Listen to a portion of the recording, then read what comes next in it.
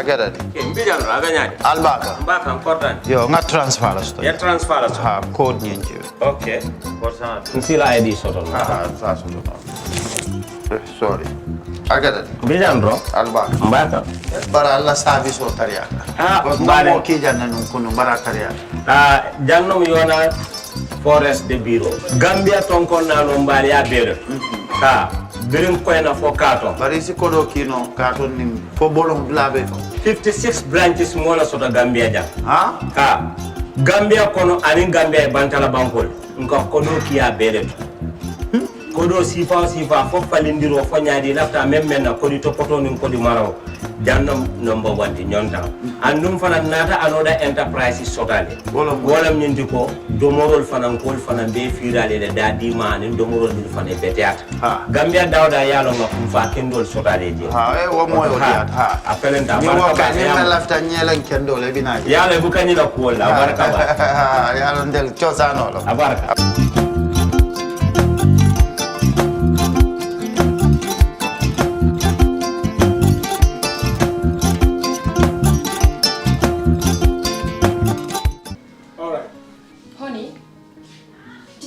Him that the last time he sent the money, it was not enough to buy all the provisions. Oh, sorry, I forgot to tell him. Are you guys talking about money transfer to buy provisions? Yes. But don't you know about Baluwo? Baluwo? What is Baluwo? Baluwo is a service that your son can use to send provisions directly to you guys from the shop. And you don't have to worry about the exchange rate. Tell me how Baluwo works. It's very simple. Just log on to baluwo.com and shop, or download the app on your phone. You can shop on the website or using the app to buy online basic products for your family and friends. With Baluwo, you decide what your money is spent on. Your money, your choice. Buy online products for your family and friends in the Gambia, Senegal, Nigeria or Mali. Baluwo, better than sending money. For the first time in the history of the Gambia, Gambia Printing Publishing Corporation proudly introduces the Biliomatic exercise book printing machine. The machine has the capacity to print more than 20,000 books per hour. Yes, 20,000 books per hour. It also prints magazines, newspapers, calendars, flyers, normal books and all kinds of printed documents plus items at affordable prices. With the Biliomatic printing machine, GPPC can now render high quality and non-size restricted printing service supply across the sub-region. Rush now and partner with GPPC for all your public and private printing service needs. Print with us today and you'd be offered highly professional, reliable and efficient service delivery by our team of experts. The Gambia Printing and Publishing Corporation is here to meet all demands and is reliable at all times. For more info, contact us on 437-4493 or 437-4402. GPPC is Gambian and it's yours.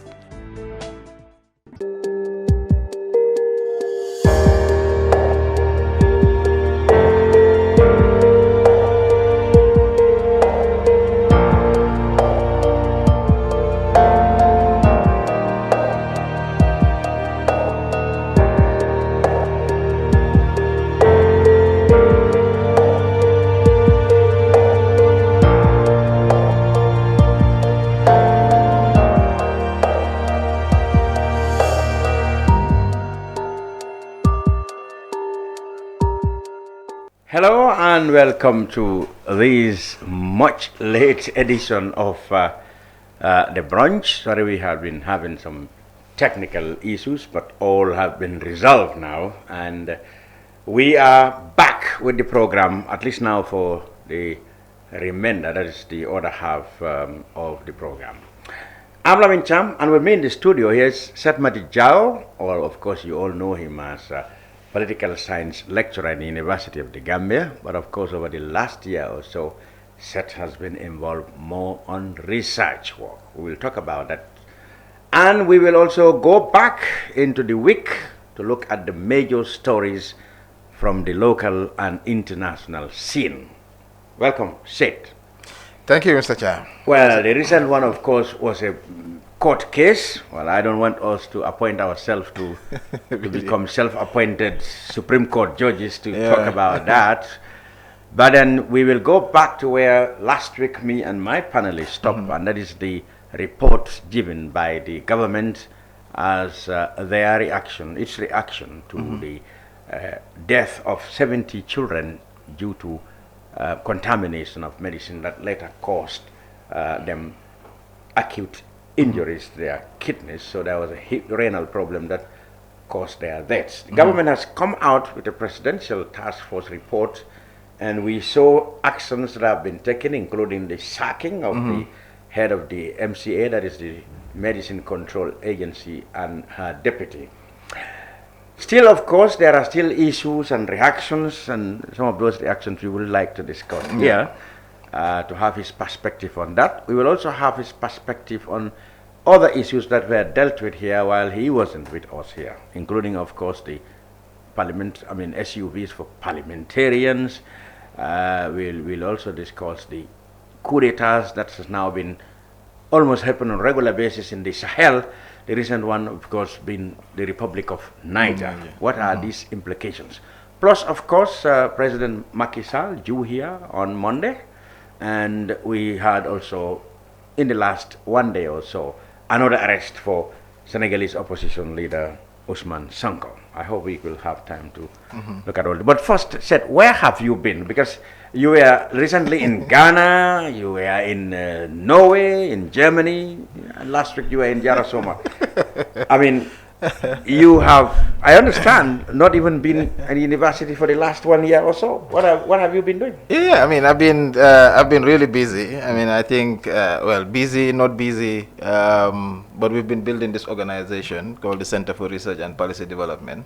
That is? Yeah, is an organization that we established since 2018. It's a research and policy center, and mostly basically we established that to support the transformation of Gambia into democratic society. And what's the name again? Center for Research and Policy Development. That's different from CEPRAS. Yes, it's different from CEPRAS. So we've been busy with it, and personally I've been part of quite a different collaborative research projects. There is one that works that I'm working with some professors at the University of Bradford that is looking at India in West Africa, but also another project that was looking at the perceptions of people in term with ECOWAS, and so we've been basically busy with those. And at the office level also we've been busy with advocacy training for the young advocates.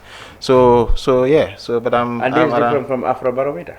Yeah, it's different from Afrobarometer. So Afrobarometer is just more of like the survey, the Pan-African survey network. But of course, as an advocacy organization, most of the things that we do is also kind of related to that. And so moving forward, also we'll be doing the Afrobarometer as a national partner for the Gambia. Yeah. Much recently, you were in Yarasoma graduating some people. What was that about? Yes, so that was the graduation, our second cohort of the what we call the Civil Society Advocacy Training Program. I mean, as advocates, some of us are getting old, but we need to prepare the next generation of advocates, and basically this was the second cohort. So last year we've partnered with Freedom House, where we train about 20, activists, mostly from the urban area. But this year we also train about 25, and 19 of those coming from the rural community, so that we can give equal opportunities to Gambians across. And of course the demand is always there. It's always a competitive process. So we just don't pick people. People have to apply, and then we look at those that are mostly motivated to be part of the process. So last week was the graduation. And then we graduated them. Now we'll have to continue follow, and then now they are part of also what we call our Blanas network, where they have also be part of a network dealing with, engaging with those that were trained before. And as we go for the next 3 years, we are hoping to train more than 100 advocates on advocacy, planning, mainstreaming gender, and all those different issues. Yeah. You're looking ahead up to 3 years. What would that do with your job as a university lecturer? Or the university is losing you gradually? Well, I think now I'm more interested in research, in being part of the community. Of course, I think still I might not be directly at the UTG, but still they can benefit from the work that we do in town, especially for the political science. Because one of the reasons why I also want to live, because usually in this country, myself, I'm a researcher, I'm a teacher, advocate, so there are a lot of roles that I play, and at some point it also affects the other. Like for instance, sometimes, you know, with classes, so I think it's better that I focus on the research where I feel I am more suited now. Isn't it the case also that there's more money there? Well, of course, I mean, yeah, if you get it, but so far here, I mean, they don't, I mean, you need to look for maybe consultancy or something else, but it's more flexible to a certain extent. You know, you have field work, but talking to people, understanding the cultural context, engaging with people, and understanding their perceptions and views about their country, for me, that's also, you know, the most important aspect. But beyond that, we are transitioning as well. I mean, I can be in the UTG teaching people, but if I come out, I mean, and engage and discuss with people, participate in policy processes, I think that will create more impact for us. And for me, I always say, as an advocate, I'm more like I'm in here to influence. I'm not here just because I want to be around, but I want to see change. There's a vision that we have for this country. I mean, and I think that's important that all of us, you know, participate in that process. And for me, I think outside the university is more, you know, is more rewarding for me now. Good. Yeah. All right, let's go into the issues. While you were away, we had a discussion on the Senegambia Bridge. It's been 2 weeks now, I think 2 weeks ago or 3, when all of a sudden the Gambian people learned that the government has been engaged in some discussion with Africa 50, which we learned is a subsidiary of the African Development Bank, you know, through some agreement whereby the Gambia will get $100 million instantly. We understand it will be in 3 installments, and then the Africa 50 will manage the Senegambia Bridge for the next 25 years. So the issue had sparked a lot of controversy. People said it should have gone to Parliament. The Minister of Finance said no, that was not needed. Some people call it mortgaging or even a loan, although the minister has said no, these are all not the cases. There have been a lot of interpretations. Some said, well, it is not necessary. If it was just for money we want to finance infrastructure projects, there are other means where we can get funding in not too painful terms like this one. Yeah.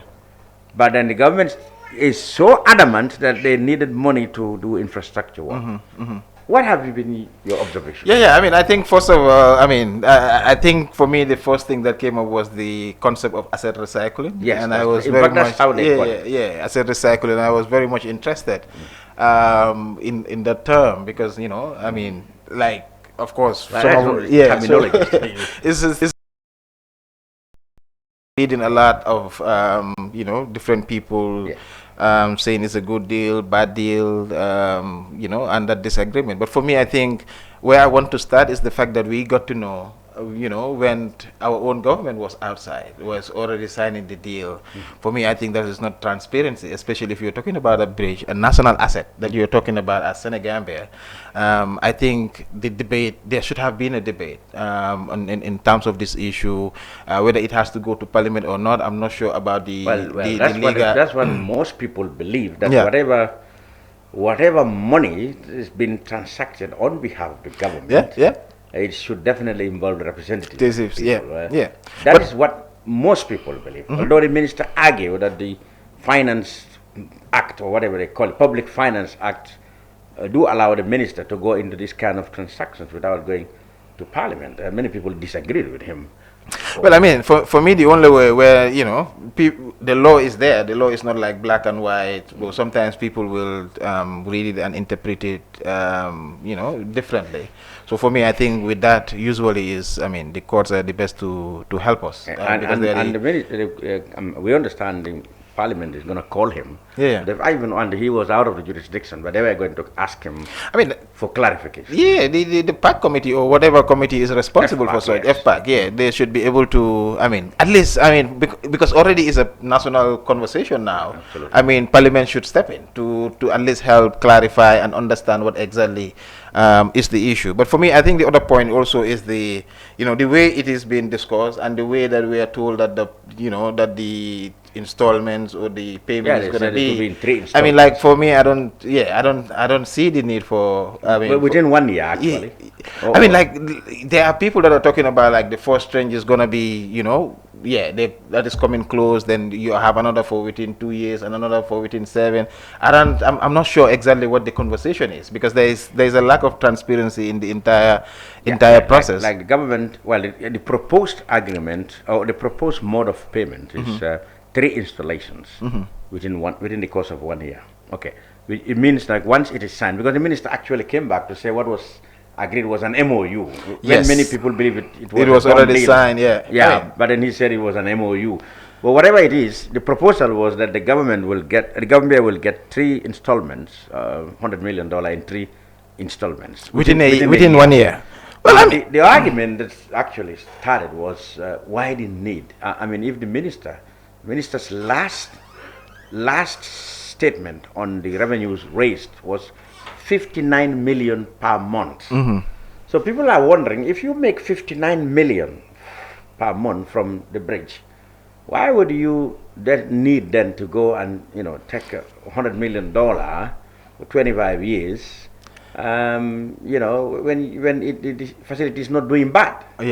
Yeah. I mean, so for me, perhaps it's also a business idea. For me, I mean, like I was saying, if it was like we are getting the 100 million cash, I think government instantly. Instantly. I don't know how that works. That actually was the objective. Yeah, for me, if that was that, like you get the 100 million cash, at least that will do good. I mean, like you can also say they were going to get it, but in 3 installments. Yeah, I mean, so for me, the issue is, I don't know, maybe perhaps also one of the things that the minister was arguing is about the leakages, management, and all those different issues.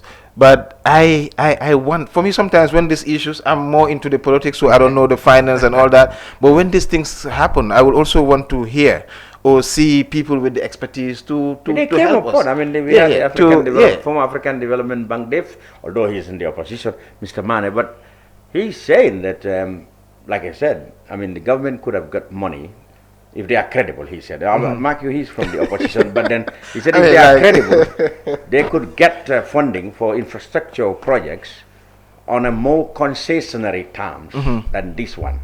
Because this one, you're going to get money now, but you're going to forgo running this bridge for the next 25 years. Yeah, but give and take. Yeah. He said that was too much an injury to our pride, for example. And he thinks that that's right. Moro thinks sovereignty, question of sovereignty. He thinks it is unnecessary. No, for me, I mean, I think whether sovereignty or not, for me, I think since it is here, still, we are still in control. Yeah, but then the question for me, we don't manage the who pays what, and for 25 years. No. For I think since it is a national asset, I think the state. Well, the minister argued there are certain things that are still in the name of, and in that the Gambia still have influence on. I mean, like the 12% that he talked about. No, for me, what I want to hear, I mean, is the pride and all those things. I mean, perhaps important, but for me, what I want to hear for the analyst to say whether it is a good deal in terms of managing the bridge, in terms of the maintenance, in terms of all those things. I want to hear those kind of stuff, but. Outside the fact that sometimes like you here we do it like Sulibuki, yes. You put in something so that you Peter to pay for. So there are those things that perhaps they are thinking, and for me the fact that they are coming up with this asset recycling, I mean, it's a new concept for me, but I feel like it's also like a lot of people I've seen comments by Nyang and others. I think it's interesting for us to look at it, but I just don't want us to kill it just like that. I want there to be more debate for us to also understand, because maybe this is the first point that is coming, but after that there must be other models that we can follow in terms of seeing how we can make best use of what we have. To be frank, I have seen a number of views in support. I've seen quite, the minister and his ideas. But depending on who you talk to, I mean, I told you that man was coming from the opposition.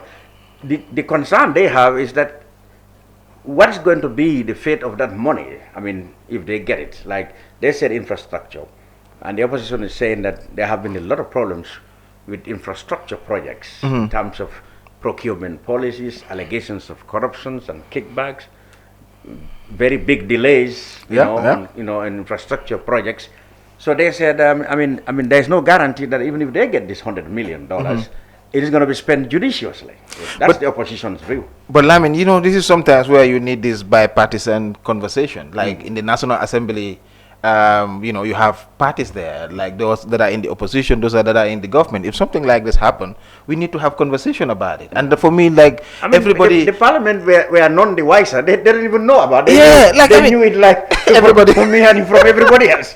But that's the problem that I have in this country. Sometimes I feel like it's disrespect that you're taking a whole national asset and people got to know about it when you're outside the country. That's what happened. That's disrespect. If you look at it in many other ways, but I want them tried to answer that. He said, well, actually, we were negotiating. We only had some sort of agreement in Togo, and the journalist happened to be on the spot, and I was asked a question. So he said he didn't feel logical that he will tell the journalist, no, wait until I go back to my country. So he said that's what happened. That's why he had to answer the question. Well, fair enough. But then for me, I think now, what we can do is that let there be a bipartisan conversation around this. Let it not just be seen as opposition and government. At the end of the day, Senegambia Bridge belongs to the Gambia, and is a Gambian asset, and therefore we need to start moving beyond that. Let's look at what is the interest of the country, and I think with Parliament facilitating that conversation, they are already there. You have the two main political parties, NPP and UDP, and they almost have equal numbers, and there are other political parties that are there, and I think these are conversations that they could have. And of course, I'm also have the same fear. Like last time, the British Petroleum, they gave this. I don't know, 130 million when they were trying to leave the country. Exactly. And where that money, the way that money was spent was what they were spending on this. What they call it again? This. Infrastructure. No, not infrastructure. It was on vehicles. They bought these ambulances and some other expenditure, bought some things for JRTS as part of the preparation for election. I think there is also need for a law, when it comes to this kind of monies and how they are coming in and how they're supposed to be spent. And, because at the end of the day, it's not only, we're talking about the infrastructure, but when it comes to petroleum, when it comes to other issues, these are things that we need to look. For me, I strongly believe that there needs to be law that guides properly on how this money is supposed to be spent and how they are supposed to be allocated. But definitely infrastructure is what we need. We really need infrastructure. I think from 1965 they're talking about infrastructure as means of communication, but still now we don't have enough of that. And especially if you go along through the rural communities, you feel like these are neglected communities, and those things need to change. Those things need to change in this country. The last week heard from the Senegambia Bridge was that the parliament was going to call the minister to explain. The minister explained his side.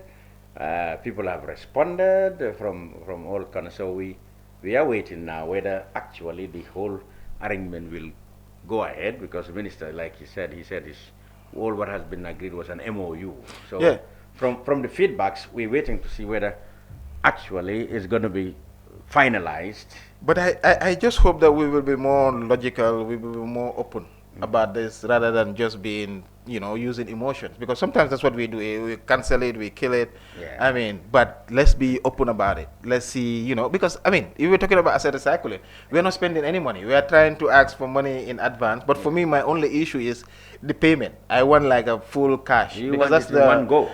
One go. At least that makes a better deal. Maybe that's not, me as a layman talking. Let's be pragmatic on your side. But then they're saying within 1 year we will get $100 million.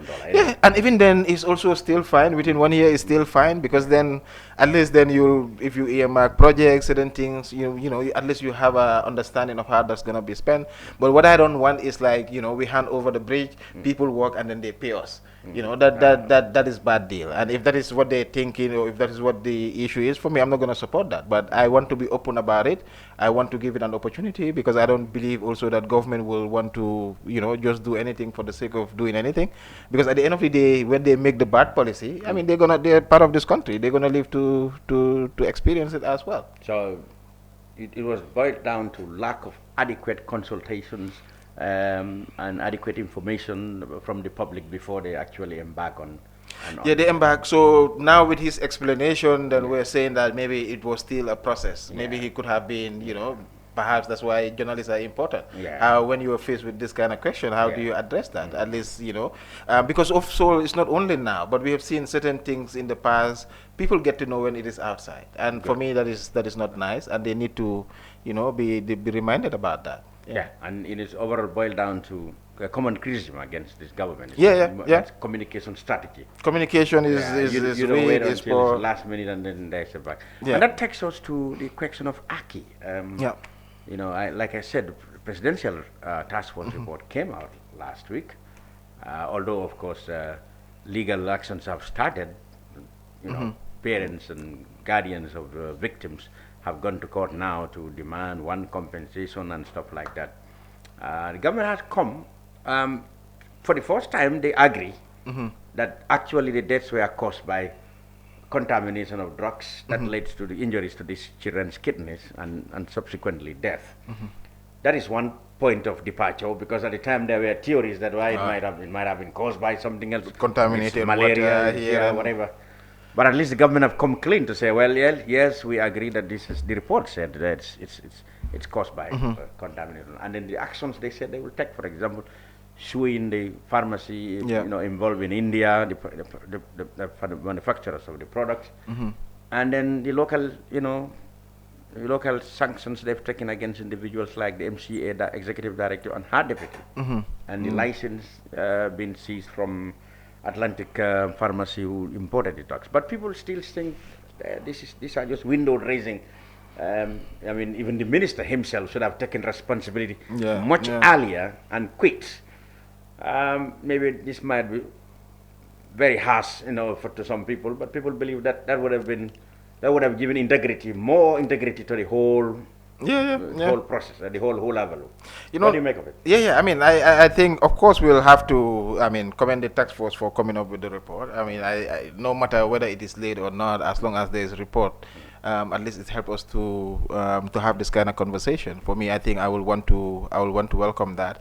But of course, I mean, I've been following the conversation, and I've been read, you know, a report by FlexDan that shows also those that were sanctioned and those that were also mentioned or have done certain things, but they're still in the system. But this also speaks to the general idea, or you know, issues of when people say there's selective justice within the in the country, or the way that you know, certain things are done tend to favor certain people or the other. But then for me, the question is, if the MCA boss is removed, then where should the issue of healthcare stop in this country? You know, I mean, for me, I think the minister has a role, but how comes that then he's not involved? Because there are a lot of people that are also calling for that in that sense. So for me, that's one issue. But when I also skimmed through the report, what I also saw, you know, was that everything was focused on about infrastructure, building in this, bringing in lab, but nothing about the victim. You know, and that's what I was saying. I said, I mean, I thought this was about also looking at the issues of the victims. What is the recommendation about them? What should the government do for them? There is nothing that was mentioned in the victim. But they talk about trainings, they talk about labs. I mean, all those things are important. But right now, the most immediate issue is how do we help support the victims that have lost 5-year-old, 3-year-old babies? You know, babies. That's the issue. That's how do we help the only way to heal them? Is to compensate them. Yes, but also to, you know, get them involved, because, you know, we are talking about this never again issue. Of course, this one is not human rights violation, all that. Well, but more is related to human rights. Of course, yes. If you cannot be sure being protected, it's a question of human. Yeah, that's true. And so there's this question of victims, and I think that's also you know, where there was a missing gap in terms of the report, which they need to also take into account, because at the end of the day, we are talking about 70, and you know, and that's a serious number. That's a serious number. They talk about recommendations. Talk about eradication of conflict of interest. Yes. In the whole setup. I mean, the trouble in the Gambia is that there are very few pharmacists. And the law says before you can import drugs, you must you must hold a license, pharmacist license.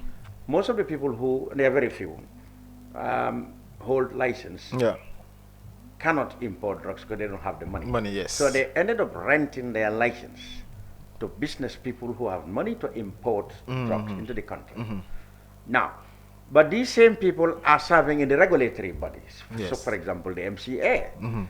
People believe there's a conflict of interest. The basic rules, in fact, requirements is that if your license is being used, for example, by Afrimed or by Seremba Pharmaceuticals or by Atlantic, or Kairaba Pharmaceuticals, you, the license holder, supposed to spend some time, supervisory time, in that pharmacy. Well, how can you do that when you are also serving either in the MCA or in the pharmacy council?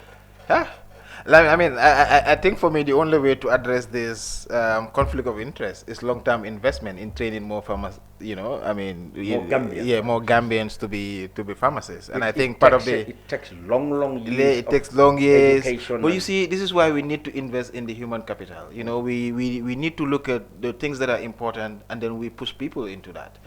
We get very few people will sacrifice or study medicine up to the level where you can be a pharmacist. Yeah, and at the end of the day, then you come back to Gambia. The pay is, yala luham yala ham. And at the end of the day, also you have limited people, but you want them also, one, to survive, but secondly also to regulate the process. I mean, of course, you will see conflict of interest. But right now, we're only seeing it within the MCA. But if you look at Gambia, exist elsewhere. Yeah, it might exist elsewhere. Like I was saying, and I think in one of our papers that we've been working on managing political crisis in small states, we're looking at this small state theory as where they have a very small population, small elites, and people play multiple roles. Like today, I teach, I'm an activist, I research, and many people also perform, similar role. But today also the country has a lot of educated people, but of course they are not, fairly distributed in all these different fields.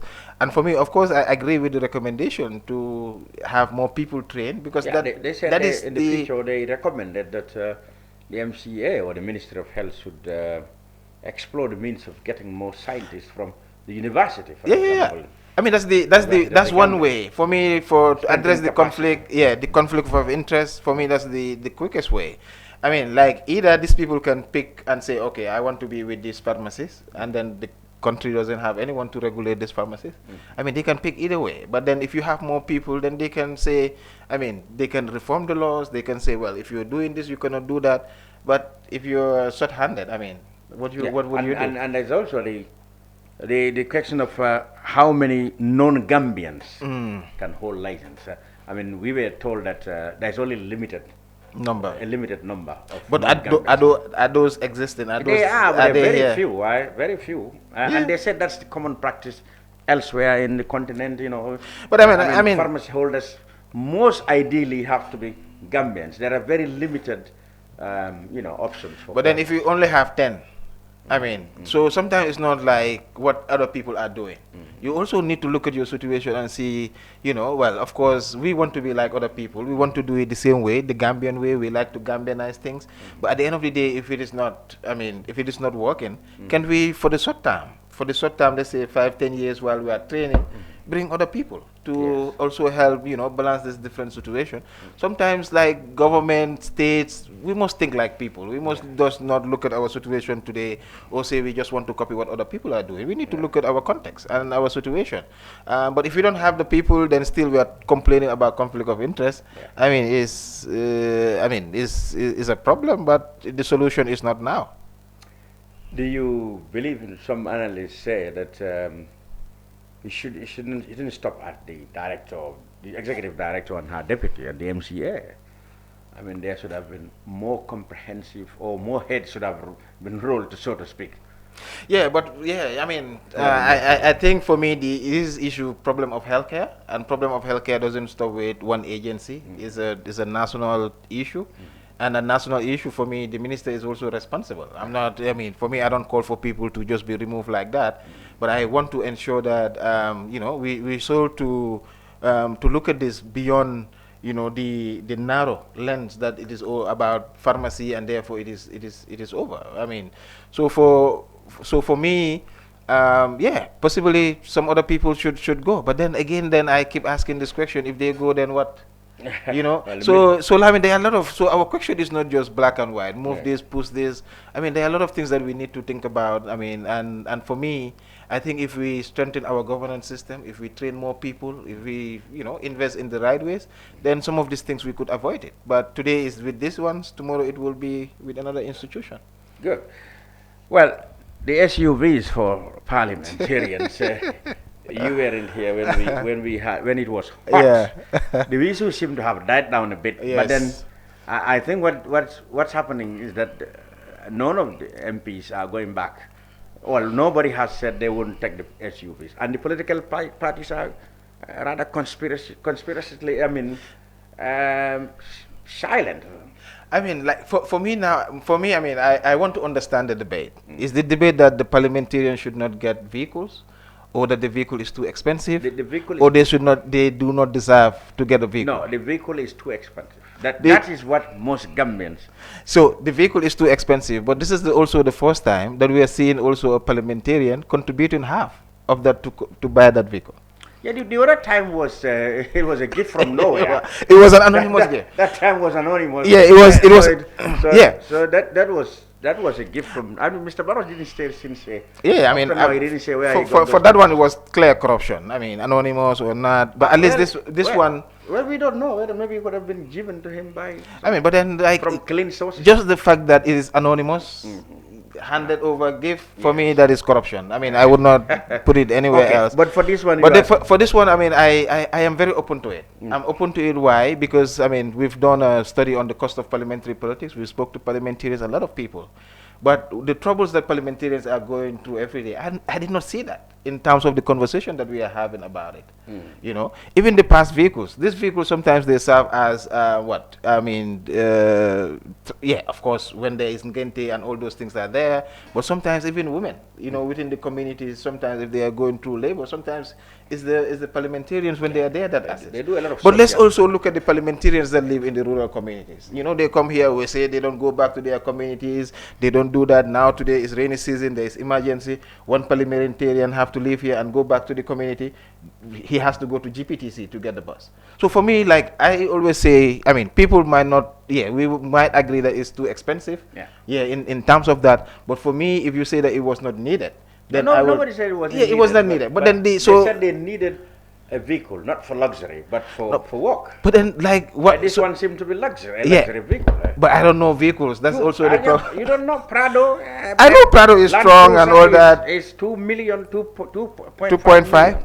Yeah, for me, the type of car you and I drive. I mean, equally good. Yeah, RAV4 and all other stuff. I'm driving a Honda FRV, which is about $200,000. How many of that can come from 2.5 million? Well, 20 a lot of, but then I mean, cars. But also the other question. I mean, I'm not taking brief for. I'm not taking brief for the parliament, but I think we need to cut them a slack, at least open up, and then look at it. Is it too expensive? Then there could be that debate. I mean, there could be that debate. But for me, I also want to look at the model that they also using. I mean, I think that should be something else, because we've been talking about government vehicles. We are talking about people paying half. And then after 5 years, they also own that vehicle. I mean, see, what I found funny in that is when you say, okay, I'm paying half, and the government is paying half.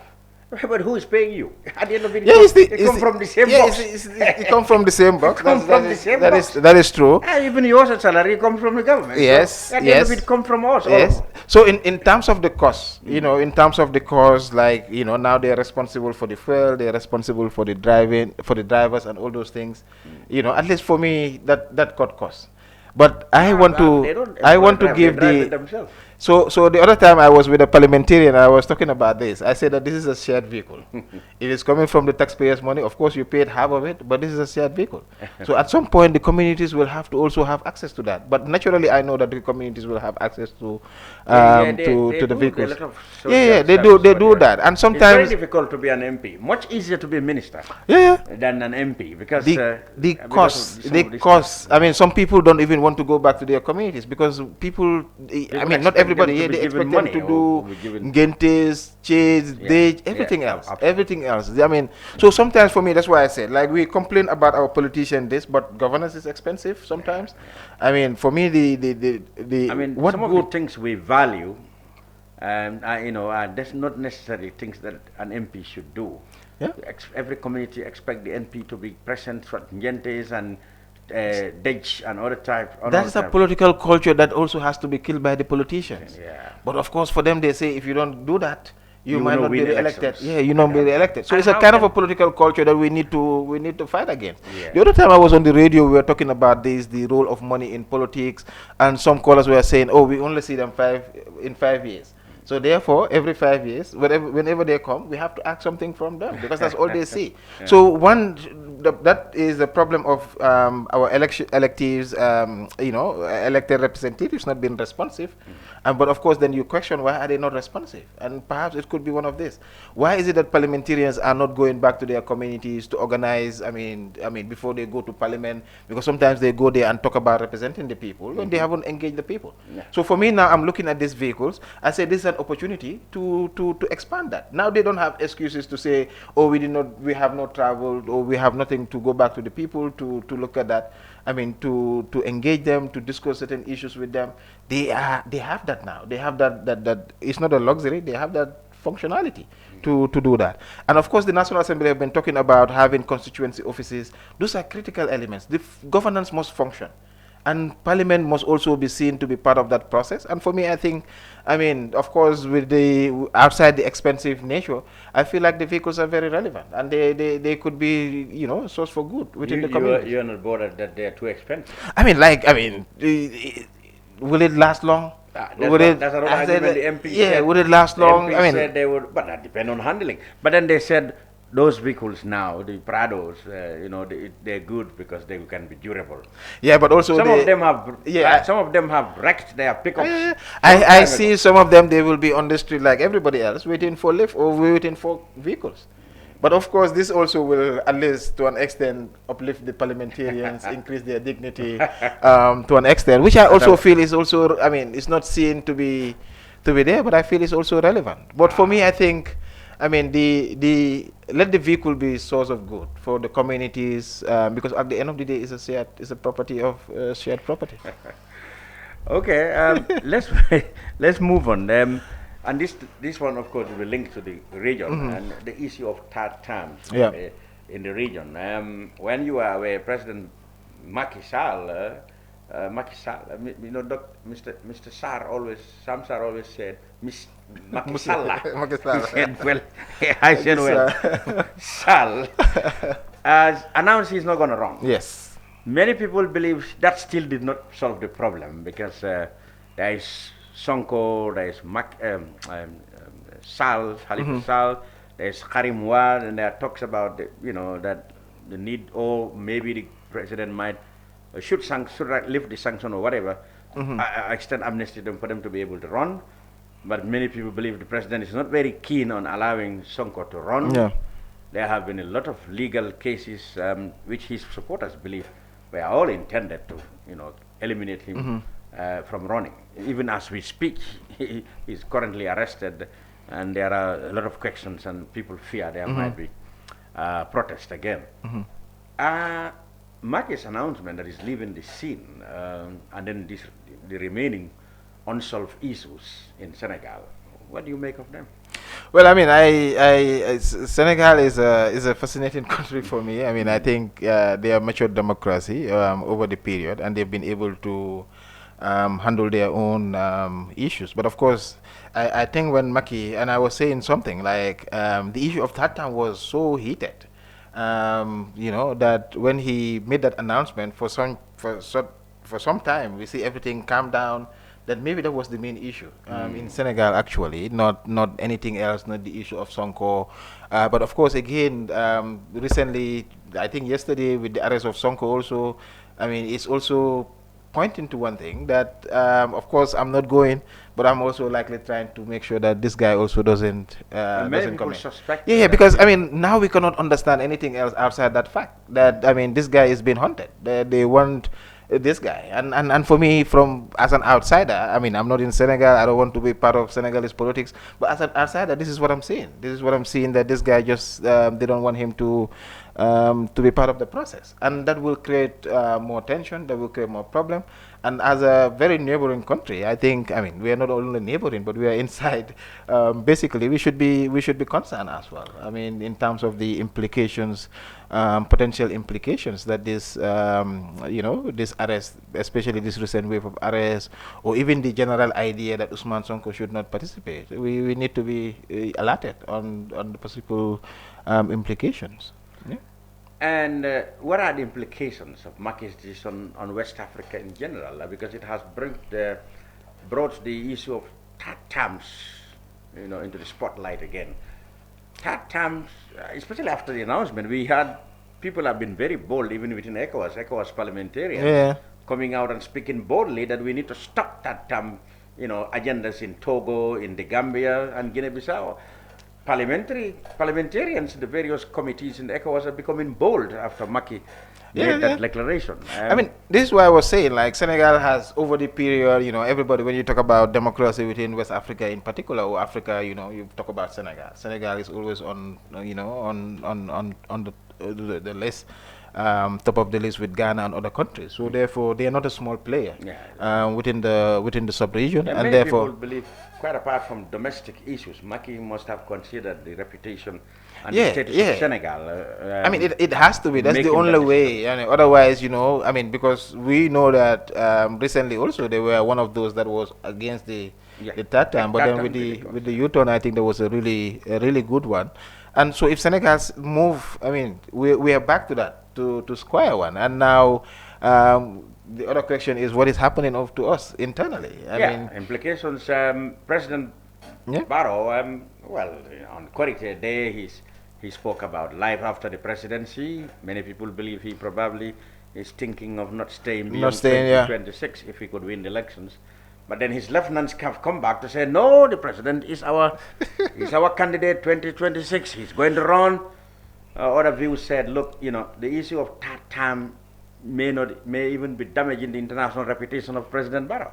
I mean, because TATAM is no longer popular. So if Hoyle to come at this time and said, well, I'm going to run for TATAM because my constitution did not have limits, itself may be a very bad publicity for the Gambia. It's bad publicity because in the first place you promised to change that constitution in the first place, but when you were elected at the first, you said also that you are going to end self-perpetuating rule, because the issue of TATAM is also about self-perpetuating rule, how some people just want to keep on going on and going on.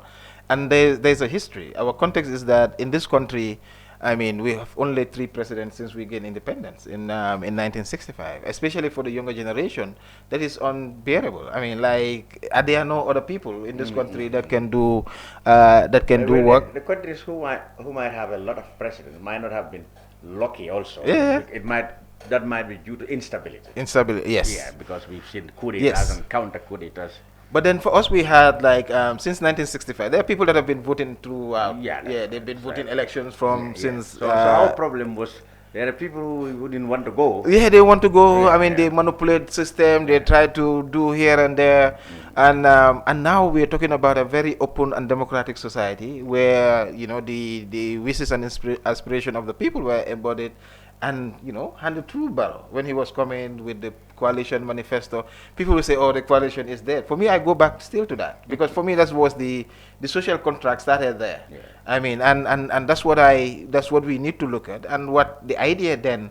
I mean, whether it was the media, civil society, everybody was, it was not only the politicians that brought about the change, but everybody was part of that because we had shared vision. And today we are talking about ending self-perpetuating rule, and then this very person that promised us that he was going to change that, and now is contemplating of going for TATAM. So for me, that's another betrayal to the entire idea of why we went through what we went through, I mean, in 2016. But beyond that also, I think for me, the country, citizens in this country are ready because I feel like civic education is people still believe that there is need for more civic education. But when it comes to the politics, when it comes to the voting and what people want, I think people are mature enough to make the decision that we want either for somebody to continue or we want to end their their attempt to self-perpetuate through our own hands. And since we have been voting, I feel like the power to decide is in our hands. It's not in the hands of the president. He can be whatever he wants to. Say I can go for 2, 3, 10 years, 12, 40 terms. But at the end of the day, before he get to those terms, people must vote, and that's where for me that's where the main question is. And of course, as far as we have this 1997 Constitution, and for me that's why I say term is not an issue, because we all know it's not in our laws, and so we cannot say it's illegal. So where are we gonna, So in other words, when you say Mr. Barrow said, okay, I have no obligations constitutionally to stop at 2 terms. I'm not gonna argue that. So nobody argues with that. At the end of the day, we wait for him at the ballot box. Ballot box. for me, that's my. But don't you have a feeling that he probably genuinely wants to go in 2026, but his party lieutenants might not just be happy with that, because they believe there could be nobody who probably could win them elections, and then so they want him to stay and maybe change his course by delaying his decisions, like Macky Sall did up to the last moment to say. Well, either way, for me, this is not a new excuse. They've been using that for many times. Oh, he wanted to go, but the people did not want him to leave, or they bring other people to come and talk. I mean, for me, those are excuses. He's the president. Yes. He wants to be the president. He wants to be the leader. If people don't, if he doesn't want to be there and people want him, has to be his. Yeah. If he doesn't want to be there and people say stay. I mean, a country is not built based on one individual. I mean, that's the bottom line. And anybody could be a potential president, and people, they are there. But if a party is not able to create leaders, there's a problem with the political party. And the PPP, the PPP, you could say, was kept alive by people like the late OJ and others. It built, and look at when OJ, the late OJ joined, very young. So they built, so there was leadership at least there. Very young, they kept it alive up to now, at least. Unlike the APRC, which split, because Jammeh actually didn't groom anybody. Oh yeah, because they only see themselves as if it is not like this, the alpha and omega. If it is not us, it's nobody else. Yeah. This is a country. Absolutely. This is a country, and we are talking about a country of 2.4 million. There are people, you don't love the country more than any other person. Yes, but then if there is a general aspiration that say that this is how we want our country to be, right. I think individually what we need to do is to respect that, and to at least kularela, at least to have that. For me, I think that's important. And sometimes they say it's politics, but there are certain things they are beyond politics. Absolutely. Like it's about the stability of the country, it's about survival. That's not politics. And national, for the country to continue, you need to think about those. And for me, that's why I keep saying that sometimes in this problem is like they want to box everything into these political corners. And for me, I'm not having it. For what is national must be national. And we need to look at it. And finally, of course, like I said, the United Democratic Party, have filed a suit. They want an interpretation by the Supreme Court as to whether the appointments of presidential advisors, some of them, and some diplomats, including full ambassadors, are not illegal. They said it's contravening 170. 170. Have you had time to read? I was looking at 170. I think it says, lawyers, they are there, they can tell us. I think it's saying that you cannot, in the civil service, you cannot be in the civil service if you party. I don't know whether it's a leader or something, but I can quickly look at it. And then I think that that can help. Yes, at least let's understand what in fact is the section. So the section is is like it has 3 subsections, but section 1A is a person holding an office in a public service shall not hold office in any political party. Any person who holds an office in a public service who wishes to contest an election for a political office shall, prior to nomination as a candidate, obtain 1 year's leave of absence without pay, which leave shall not unreasonably be refused if a person who has obtained leave of absence in accordance with this section. For me, I think it's mainly, A, section 1. I mean, which says a person holding an office in a public service shall not hold office in any political party. So I think, I mean, based on maybe perhaps they're trying to argue among, but I think for that section is probably what, because when I look at the people who've been in the shoot, named in the shoot, I saw that there are other, advisors who are not there. Is it because those people are not holding executive positions? Maybe. Like Shehumbalo is not there. Yes. Magic Njai is not in the suit. Maybe they're not holding. But Magic used to be administrative secretary of NPP. Yes. That job has been given to CD Cise. And Sheikh Umbala, I've not known him to be, I don't know. But then I think that must have been the criteria they used. There are other advisors, But they are more interested in those that are political. Are full-time political. Yeah. I mean, for me, when I see this thing, I'm happy. I mean, I'm not happy because UDP is taking these ones to court, but I'm happy in the sense that it is helping strengthen our legal system, our democratic processes. For me, these are the things that I want to see from political parties. If they feel like their reactions have been very varied.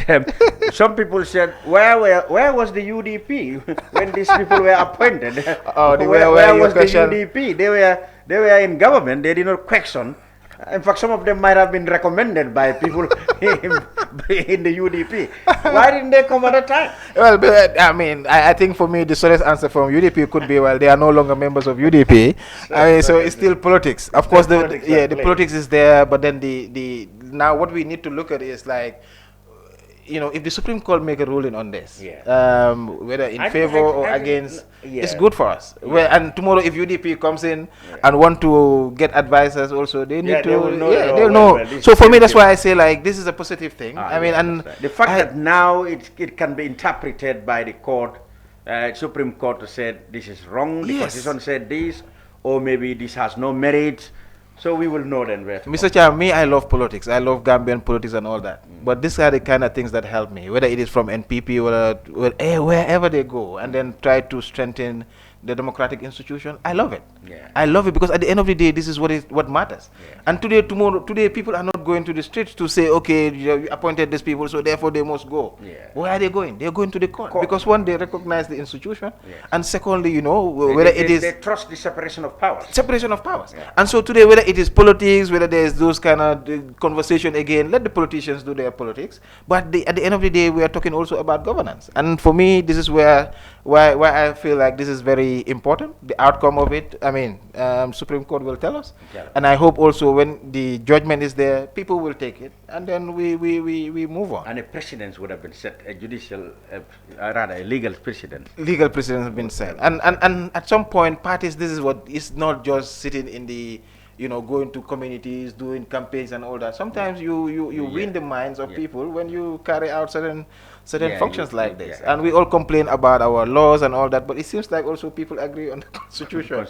So it's important. I mean, I when I saw it, I said, now UDP is UDP,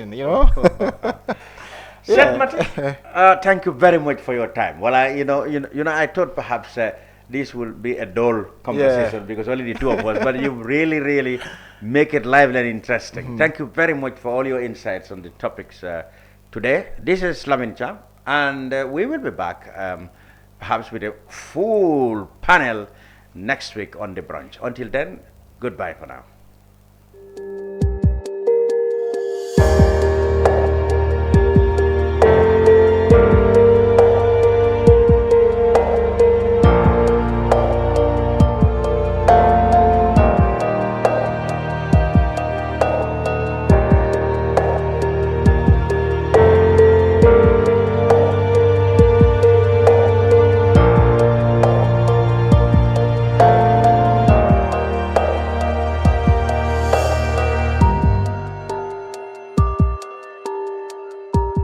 We live in a day and age where technology is creating a world without borders, filled with unlimited potential to improve the lives of the people around us.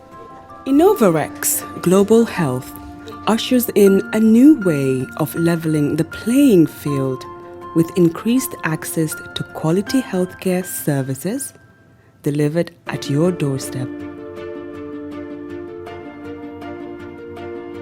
Our qualified professionals are equipped with state-of-the-art point-of-care testing technology to conduct tests such as kidney function, liver function, electrolyte tests, body composition, hemoglobin, A1C, and many more services with the highest efficiency in delivering results. The addition to our flagship Wellness on Wheels, more fondly known as WOW Delivery Service, brings the entire clinical experience full circle. IGH has remained committed to creating the future of healthcare delivery. Gone are the days of sending loved ones outside the country for basic medical services. Innovarex Global Health offers a new peace of mind and takes pride in delivering the quality of care we all deserve. Islamic microfinance is becoming an increasingly popular mechanism for poverty alleviation, especially for developing countries around the world. This microfinance service adheres to the principles of Islam as a form of social responsibility. Yona Islamic Microfinance is the Islamic microfinance of choice in the Gambia, trustworthy and reliable. At Yona Islamic Microfinance, we provide savings products, current accounts, financing products in conformity with Islam. In addition, Yona Islamic Microfinance also offers local and international remittances, takaful fund, management of zakat, management of awqaf, trading and investment, and building of strategic partnerships to bring financial services to the doorstep of the poor with donor projects, madrasas, youth organizations, women groups, and farmer organizations. Make a choice with Yona Islamic Microfinance today. For more information on Yona Islamic Microfinance, call 377-2151 or 9832-151 or visit Yona head office at Tipa Garage, Bakote, or visit any Yona branch located countrywide near you.